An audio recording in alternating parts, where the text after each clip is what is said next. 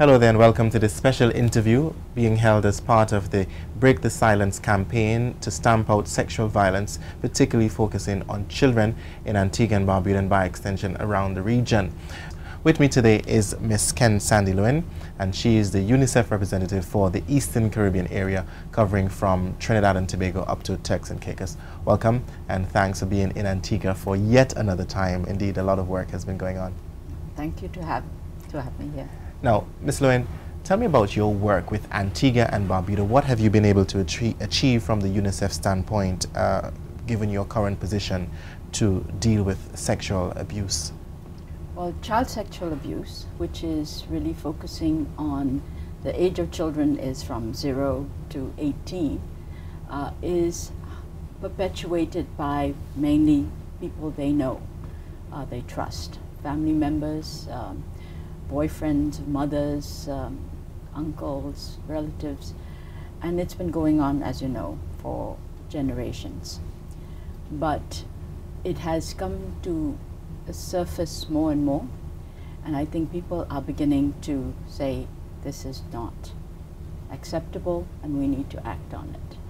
So Break the Silence campaign is really to mobilize the public to report and to mobilize the system, the government, policymakers, the social workers, health professionals, teachers, to be able to respond and support. So it also involves the police and the justice system.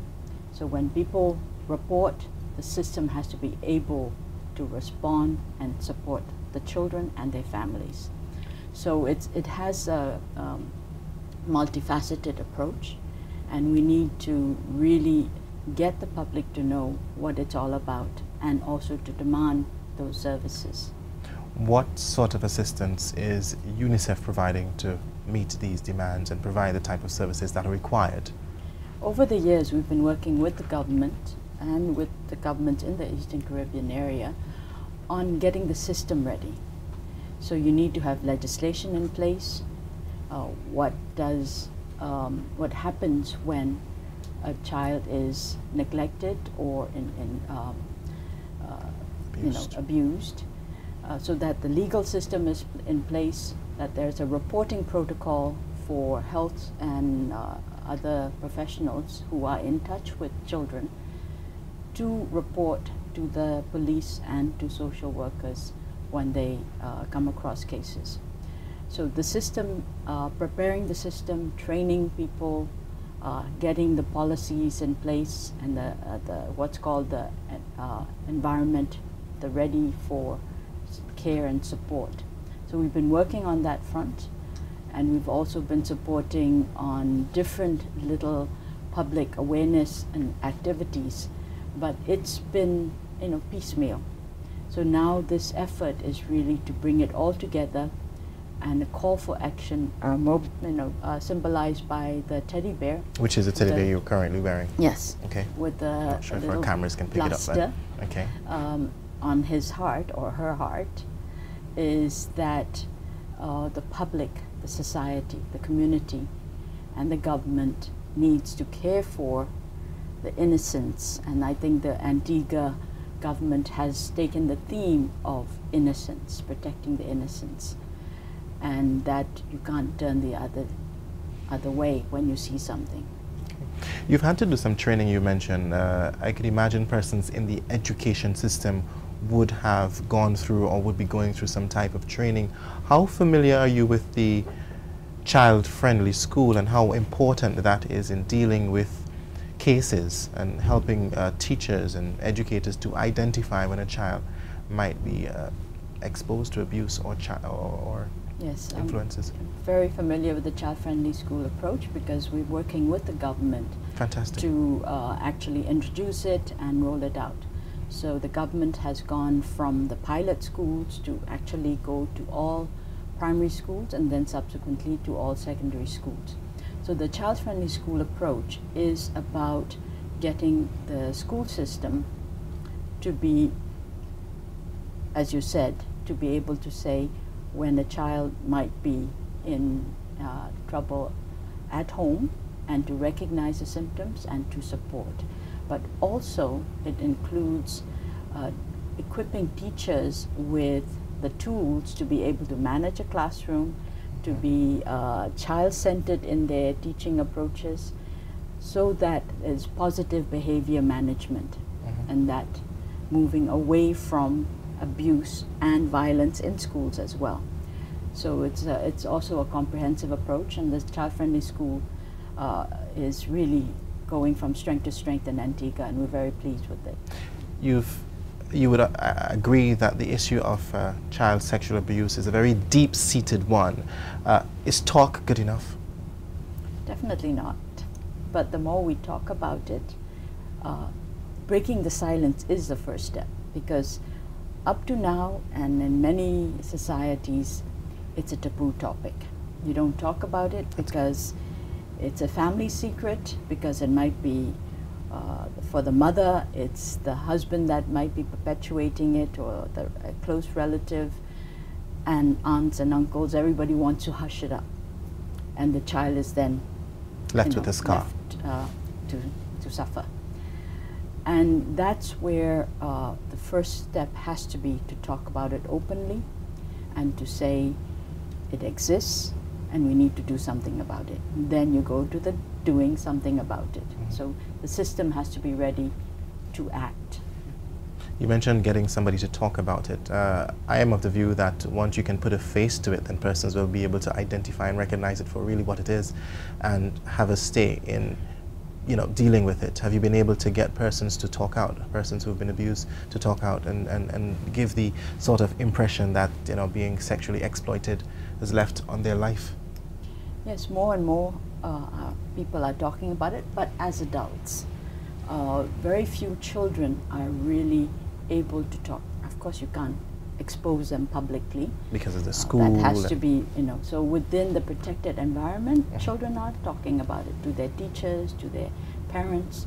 There are cases coming up more and more in court where, you know, there's action being taken against the perpetrators. So it is becoming out in the open, but we have to protect the child in that exposure. What would you say to someone? Yes, you're protecting the child, but at the same time you're allowing more children to become abused if you're just talking about it and not bringing anybody to justice. Well, that's what the system has to respond. You know, when a child reports, first the adult that child reports to have to believe the child and not to hush up the child, and then to seek help from social workers and from the police, and to then take it through the legal system. So that has to take place. But what we're also concerned about is to prevent, because we need to stop this cycle. Because when a child is abused, especially very deeply sexually abused, which is the worst form of child abuse, violence against children, it affects the child for life, and it affects the whole society in terms of violence in society, in terms of how children grow up with low self-esteem, and, you know, all the connected problems that come with it. And if we don't prevent it in the, you know, in recognizing that it exists, and at the first instance of molestation that is noted, you've got to act. So we've got to really move towards stopping this cycle. Do you believe that governments are doing enough to investigate and record and respond to cases of child sexual abuse? Well, I think the intention is very strong. The will to do something is there, but there has been a balancing of resources. There's not enough social workers to be able to respond to all these cases as they come up. And the police have to be also supportive, so you need to have a system that needs to be geared up to be especially equipped and trained to be able to respond. So the intent may be there, but the legal system itself also needs to be addressed in terms of moving cases quickly, and that a case doesn't take 2-3 years before it goes through the court system. So there are a lot of different things that have to be addressed to say, action is adequate. From your standpoint as somebody who's assessing and reviewing the condition throughout the Eastern Caribbean, what stands out most in your mind? What is the most devastating experience that you've had to deal with? Well, in terms of hearing the stories, to hear doctors tell me about an infant being raped, 2-year-olds, it's just sad. It hits you that it is something that is really serious, and it's something that people are horrified by, and yet look the other way. The stories about mothers, families taking hush money, there are things that it's so deeply rooted that we know it's not an easy, battle. But I think the more people come out in the streets, like today, as we rally, as we get more awareness, the zero tolerance that has to take place is beginning to happen. So there's a positive feel to the whole movement. We've had the launch of the campaign in St. Vincent. We've had it in Trinidad and Tobago. We've had it in different parts of the Caribbean are coming forward, and Antigua launched it 2 weeks ago. So more and more governments are coming forward and saying we need to act on it, we want to act on it. So that's great news. Mm-hmm. Now, there are general issues that I would like to touch on now. Almost 20 years since Antigua and Barbuda has ratified the convention dealing with the rights of the child. Now, what are you seeing on the ground in terms of reaching to a stage where, yes, convention is ratified, but the work is actually taking place? Well, the Caribbean is well known for having very good results for children in the health sector, in education. So there, to have high levels of school participation at primary level, and increasingly at secondary level is very good news. So that means in education you've got good progress. In health also, immunization levels are fairly high compared to the other parts of the world. You've got low infant mortality, which is an indicator of how well a society is taking care of children. So there are positive gains in health and education, and also in nutrition. I think what is now remaining as a big challenge is on the protection of children. And that's your biggest challenge. If you were to list top 3 challenges in dealing with protecting children and sexual abuse and exploitation, what would they be? Well, sexual abuse is the biggest challenge, but the general attitude that violence against children is acceptable is something that we really have the biggest challenge to address. Mm-hmm. That the parents have a right to abuse, hit a child, is something that is called cultural, but it's not limited to Caribbean, it's global. And that if I were to strike you, I'd be in jail. But if I were to strike my child, it's fine. Yeah. So in St. Lucia a few weeks ago, there were children who sang a song that we hope that will go across the Caribbean, saying "whop whop whop." Why is it that adults hitting adults is not acceptable by law, but an adult hits us? It's fine. It's fine. So I think we need to recognize that violence is violence, and you don't perpetuate, or you only perpetuate violence when you teach a child that that's how I should discipline you. There needs to be a cultural renaissance then, a change in the way we think. What's your view on sparing the rod and spoiling the child? Well, there are lots of other quotes that counter that within the Bible, and it's about teaching children the right way. And the right way is that I would want children to be taught to have peace, taught to have, it's not a violent way to discipline. There are other ways to discipline. There are other ways to shape and guide a child in a positive way, reinforcing good behavior. So there are things that you don't spoil a child because you don't hit, but you have to guide a child to learn the good and bad, right and wrong, but through a reinforcing way.